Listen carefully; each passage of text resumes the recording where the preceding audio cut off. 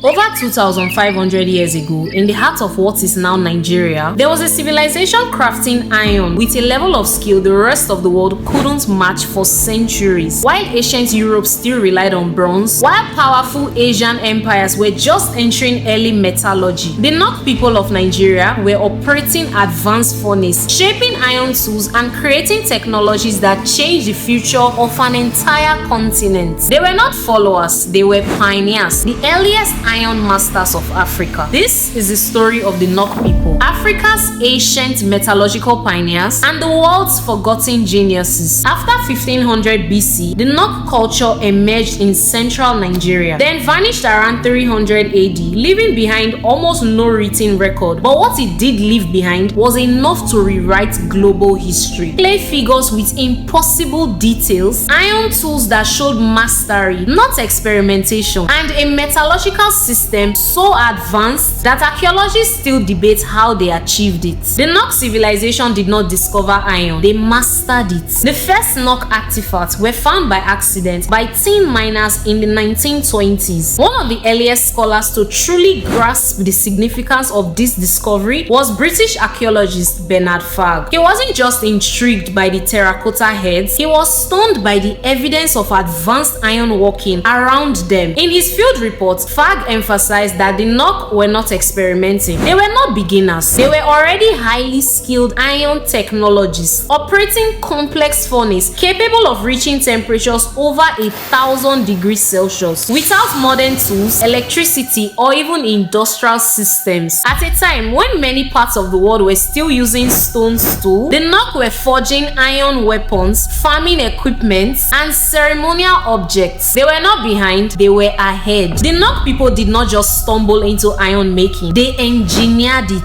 Their furnaces were built with subterranean chambers for controlled airflow, clay blast pipe that directed oxygen with precision, charcoal foil systems optimized for high temperature, bellows technology that allowed sustained heat. This was not trial and error, this was scientific engineering. Their mastery allowed them to create stronger weapons for hunting and protection, iron hoes and tools that transformed agriculture, artistic iron objects that reflected spiritual beliefs. The Nok essentially kickstarted technological revolutions in West Africa centuries before many global civilizations. Of all Nok's achievements, their terracotta sculptures are the most iconic. Long faces with alert eyes, elaborate hairstyles, intricate patterns, figures seated, kneeling, praying, all with a story behind them. Some of the earliest evidence of large-scale African sculpture comes from the Nok. The details in these pieces tells us one thing. This was a sophisticated civilization with skilled artisans, deep philosophy, and rich religious systems. Around 300 AD, the Nok culture mysteriously disappeared. Theories include climate change, migration, invasion, resource depletion. But one thing certain is that their technological legacy lived on. Their methods, knowledge, and iron working techniques spread to later West African empires, influencing the Yoruba, the peoples of the Benue Valley, the founders of the Nok-descended Nok-Kwara